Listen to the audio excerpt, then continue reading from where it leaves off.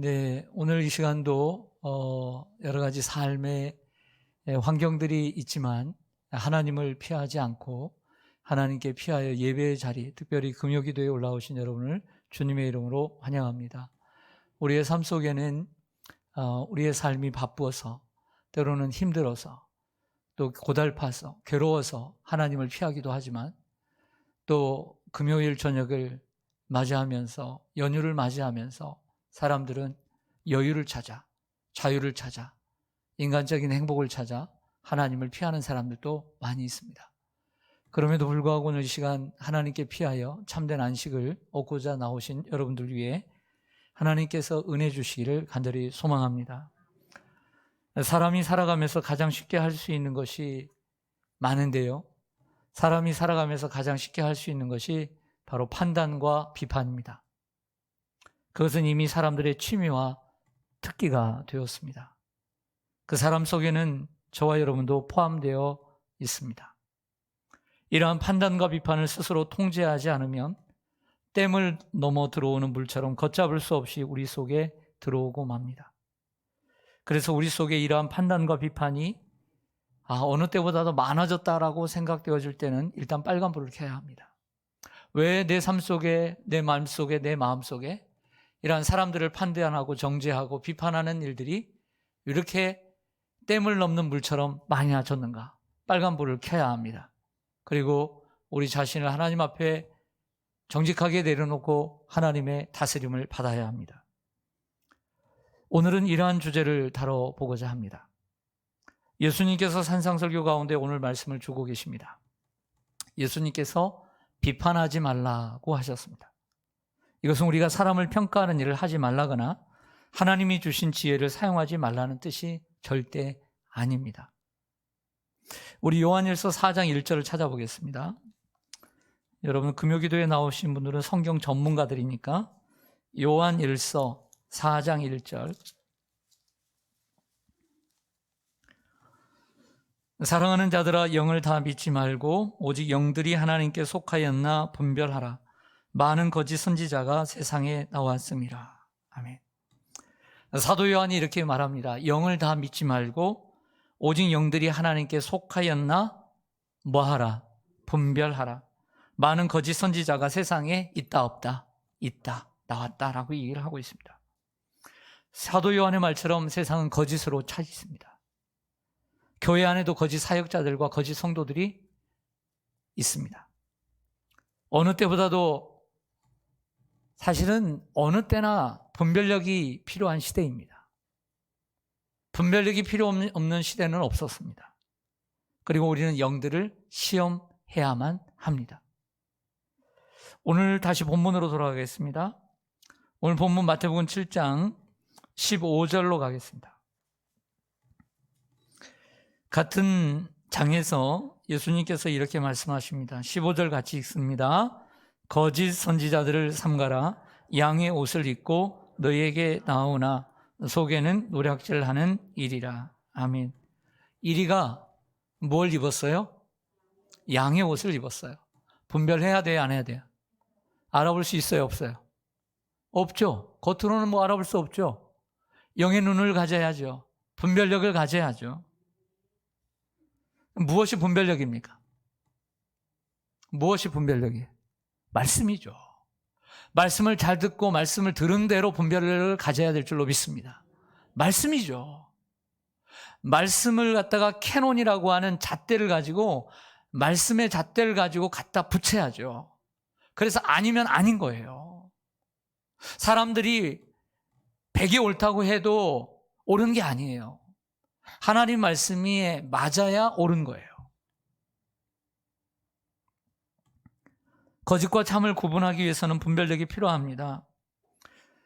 그러므로 비판하지 말라라고 하는 뜻은 사람을 평가하거나 분별하는 일을 하지 말라는 뜻이 아니라는 거예요. 그것을 먼저는 제가 그러한 오해를 불식시키고 시작을 하고자 합니다. 예수님이 비판하지 말라는 것은 잘못 알고 비판하지 말라는 거예요. 또한 정당하지 못한 비평을 하지 말라는 거죠. 우리 교회는 감사하게도 어린이를 향한 전도가 토요일 날 새소식반 전도가 진행되고 있고요. 또 하나는 비공식적으로 어른 전도가 매주 목요일마다 자발적인 자생적인 전도 모임이 생겨서 물티슈를 가지고 교회 전도지를 가지고 나가서 전도를 합니다. 한낮에 더운 날씨에 은혜롭게 전도를 해요. 그냥 억지로 하는 것이 아니라 자발적으로 자생적으로. 얼마나 감사합니까? 근데 제가 들은 얘기예요. 사실일지는 모르지만 그 전도지를 좀 만들어 달라고 그래서 그분들이 원하는 전도지를 우리 이제 부목사님들이 만들어 드리고 또 물티슈를 인쇄를 해서 물티슈를 가지고 나갑니다. 그런데 물티슈를 아무나 주지 않는다는 거예요. 그때는 처음에는 아무나 줬겠지요. 그랬더니 사람들이 물티슈만 받으려고 하는 거예요. 복음에는 아무 관심이 없어요. 그냥 다음 주에도 또 물티슈, 그 다음 주에도 물티슈만 받으려고 하는데. 그래서 우리 집사님, 권사님들이 물티슈를 아무에게나 주지 않는데요. 왜? 그 가치를 모르니까. 오늘 6절에 보면 이런 말씀이 있습니다. 거룩한 것을 누구에게 주지 말며 너희 진주를 누구 앞에 던지지 말라. 그들이 그것을 발로 밟고 돌이켜 너희를 찢어 상하게 할까 염려하라. 도리어 발로 밟고 돌이켜 너희를 찢어 상하게 한다라고 말하고 있습니다. 우리는 진리를 부주의하게 다뤄서는 안 됩니다. 진리를 부주의하게 다뤄서는 안 돼요. 밖에서도 부주의해서는 안 되고요. 교회 안에서도 부주의하게 다뤄서는 안 되는 것입니다. 예수님께서 비판하지 말라라고 말씀하셨습니다. 다른 사람을 비판하는 것이 왜 잘못일까에 대한 말씀을 두 번째로 드리고자 합니다. 다른 사람을 비판하는 것이 왜 잘못일까요? 우리가 일반적으로 생각할 수 있는 것은 첫째로 우리는 다른 사람에 대해서 전부 알고 있지 않기 때문입니다. 내가 상대방에 대해서 비판하는 사람에 대해서 전부를 알지 못하기 때문에 함부로 비판하지 말아야 합니다. 상대방이 어떤 말을 하고 행동을 했을 때 그 상대방의 마음을 들여다볼 수가 없습니다. 그것은 하나님만이 가능하시죠. 옛날에 그런 유명한 예화가 있지 않습니까? 누가 이렇게 지하철을 타고 가는데 한 남성이 아이를 데리고 가는데 그 아이가 그 지하철 안에서 울고불고 뭐 또 놀고 혼자서 막 난리를 치더라는 거야. 그러니까 다른 사람들 앉아있는 사람, 옆에 있는 사람이 뭐라고 했어요? 저 아빠가 뭐 하는 것이냐고 말이야. 이렇게 지적을 했다는 거죠. 우리는 그 아버지와 그 자녀가 어떤 상황인지 잘 모르는 거예요. 그래서 함부로 비판하지 말아야 되죠. 그래서 사람들이 뭐라고 얘기하니까 나중에 이 아빠가 심각한 얼굴로 이 아이의 엄마를 오늘 장례를 치르고 오는 길이다. 그런 얘기를 하더라는 거죠. 우리는 그 사람의 형편을 다 모르는 거예요. 그래서 함부로 우리는 비판할 수 없고 조금 기다려줘야 되는 것이죠. 왜냐하면 우리가 함부로 비판했다가는 우리가 죄를 범할 수 있기 때문인 것이죠. 사람의 마음을 다 아시는 분은 누구밖에 없습니까? 하나님밖에 없기 때문입니다. 우리 성경 한번 찾아보겠습니다. 사무엘상 16장 7절. 사무엘상 16장 7절. 여호와께서 사무엘에게 이르시되 그의 용모와 키를 보지 말라. 내가 이미 그를 버려노라. 내가 보는 것은 사람과 같지 아니하니 사람은 외모를 보거니와 나 여호와는 중심을 보느니라 하시더라. 아멘. 상대방의 마음을 다 아는 채 하고 비판하는 것이 잘못된 것임을 보여줍니다. 상대방의 마음을 다 아는 분은 하나님밖에 없기 때문이죠. 둘째로 우리 인간은 객관적이지 못하기 때문에 함부로 비판하지 말아야 합니다. 우리는 알게 모르게요. 뭘 가지고 있냐면 편견을 가지고 있고 선입견을 가지고 있어요. 저와 여러분이 만났을 때 또 함께 지내는 시간 동안 또 여러분들은 서로 만나고 생활하는 동안 여러분들은 처음 만났던 선입견 그리고 살아오면서 갖고 있는 편견들을 서로에게 가지고 있어요. 그러다 보니까 그 사람에 대해서 얘기하고 그 사람이 말한 것에 대해서 우리가 판단을 할 때 우리의 편견과 선입견이 들어가게 돼 있어요. 한마디로 우리의 비판은 주관적인 것이지 객관적일 수 없는 거죠. 그러므로 비판은 조심해야 하는 것입니다. 셋째로 우리는 다른 사람을 비판하는 자리에 서 있지 않기 때문입니다. 또한 우리는 그럴 자격도 없습니다. 사람들은 자꾸 판사놀이를 좋아합니다. 재판을 하려고 하죠. 하지만 진정한 재판관은 우리 하나님밖에 없습니다. 우리가 하나님의 역할을 대신하는 것은 분에 넘치는 일입니다. 예수님께서 우리에게 비판하지 말아야 되는 이유에 대해서 말씀을 합니다. 다시 우리는 본문으로 돌아가겠습니다. 마태복음 7장 1절에서 2절 말씀. 본론으로 들어가서 1절 2절 같이 읽습니다. 시작. 비판을 받지 아니하려거든 비판하지 말라. 너희가 비판하는 그 비판으로 너희가 비판을 받을 것이요 너희가 헤아리는 그 헤아림으로 너희가 헤아림을 받을 것이니라. 아멘. 비판을 받지 아니하려거든 비판하지 말라라고 얘기를 하고 있습니다. 이게 답이 나와 있죠. 내가 비판한 만큼 비판을 받게 되어 있기 때문에 비판하지 말라고 말씀합니다.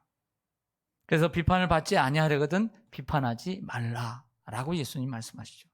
그리고 너희가 헤아리는 그 헤아림으로 너희가 헤아림을 받을 것이니라고 말씀합니다. 여러분 정치의 눈을 잠시 돌려보겠습니다. 정치에 우리나라 사회를 보면 정치가 절반인 것 같아요. 정치가 절반인 것 같아요. 너무 정치 얘기가 너무 많아. 분명히 정치가 바로 서야 정치가 바르게 돼야 나라가 바르게 되는 것은 맞는 얘기지만 정치 얘기가 너무 많아. 왜 내노라는 사람들이 국민의 비판을 받았죠? 한번 생각해 보십시오. 정말 내노라는 사람들이 왜 국민들의 비판을 받았을까요? 그들이 그 전에 많은 사람들을 말과 글로 비판했기 때문이에요. 그것을 가리켜 우리는 내로남불이라고 얘기하는 거죠. 자, 이번 청문회에도 어떤 사람이 낙마했습니다.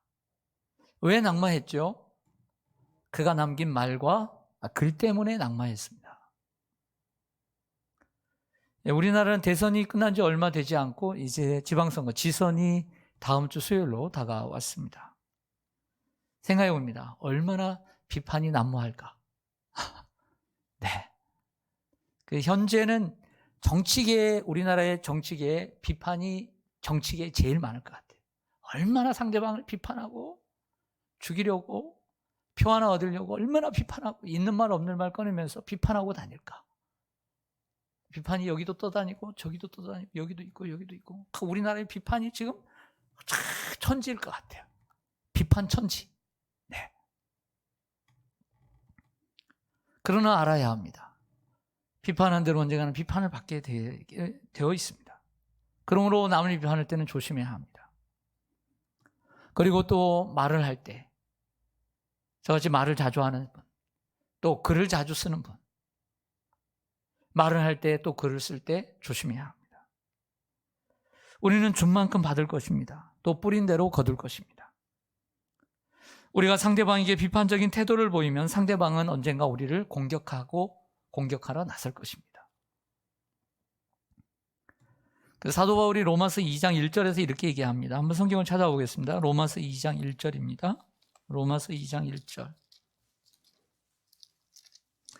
그러므로 남을 판단하는 사람아 누구를 막론하고 내가 핑계하지 못할 것은 남을 판단하는 것으로 내가 너를 정죄함이니 판단하는 내가 같은 일을 행함이니라. 아멘. 로마서 2장 1절에 뭐라고 시작하냐면 그러므로 남을 판단하는 사람아 이렇게 시작을 해요.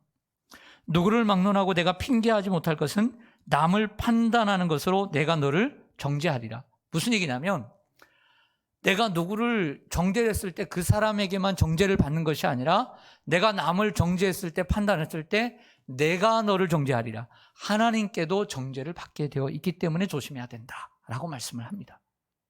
즉 우리가 말하는 것은 저 사람에게만 내가 공격을 당하는 것이 아니라 잘못된 비판과 잘못된 판단은 하나님 앞에서도 판단을 받게 되어 있다라고 하는 것이죠. 우리가 남을 비판할 때 조심해야 되는 이유가 바로 거기에 있습니다.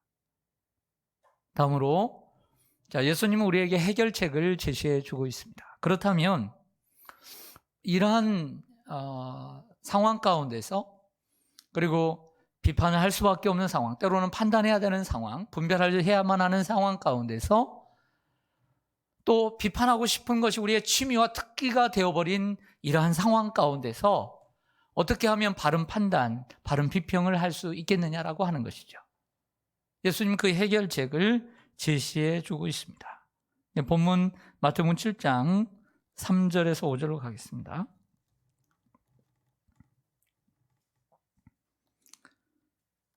어찌하여 형제의 눈 속에 있는 티는 보고 내 눈 속에 있는 들보는 깨닫지 못하느냐.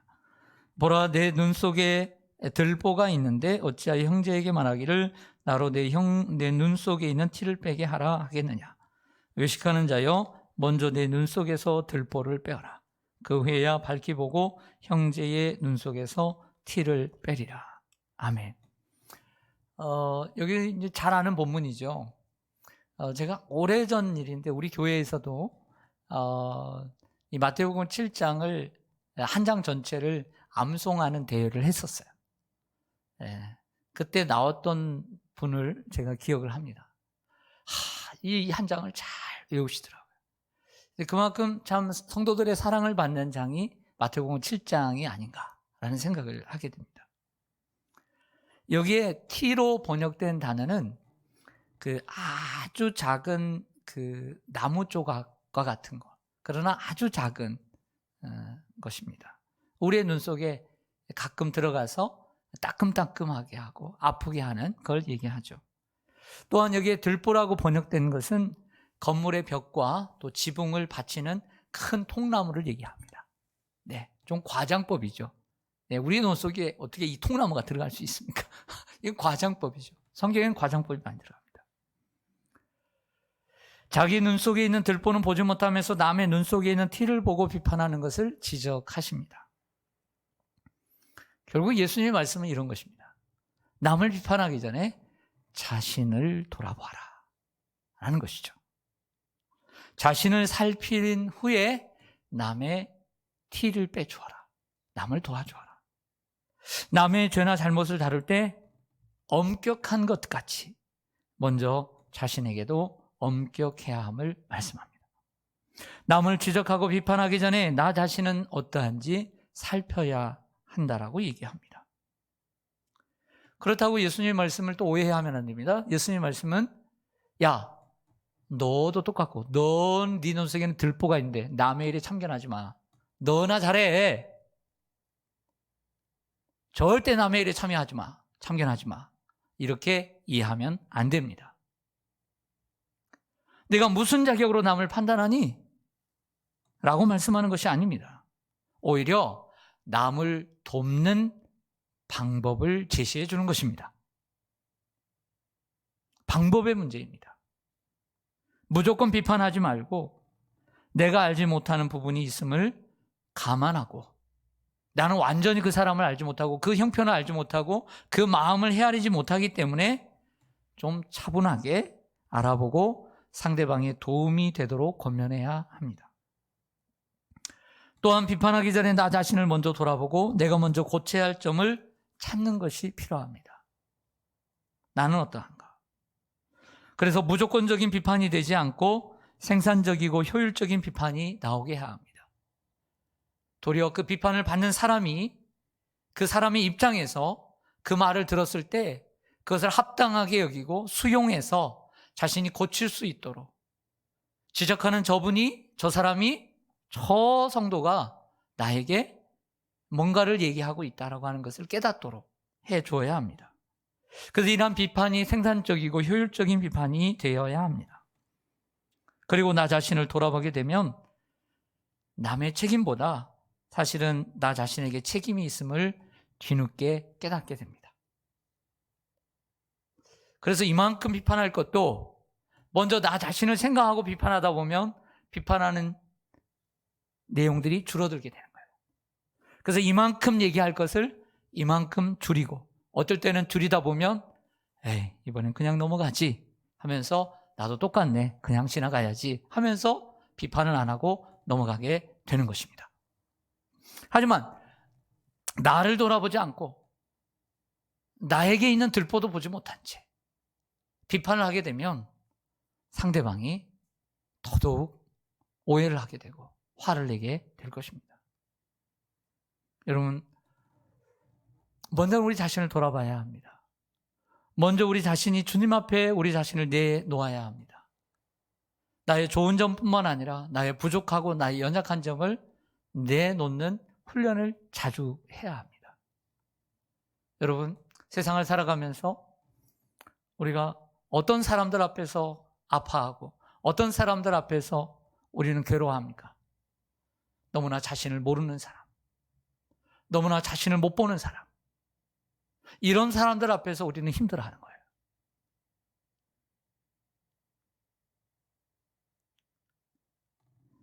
우리는 주님의 말씀을 다 지키기에는 연약한 죄인입니다.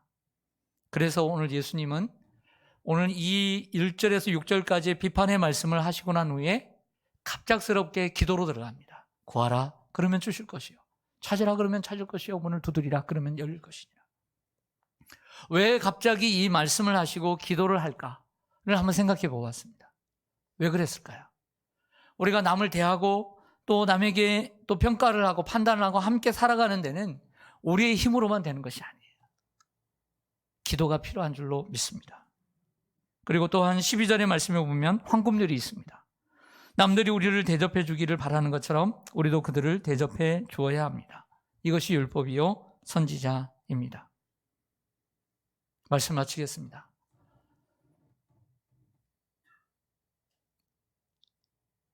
지방선거가 없어도 이 세상에는 비판과 판단이 난무한데, 지방선거로 인해서 이 세상은 더욱더 미세먼지보다 비판과 그리고 이러한 판단이 정말 여기저기 가득 차 있는 것 같습니다.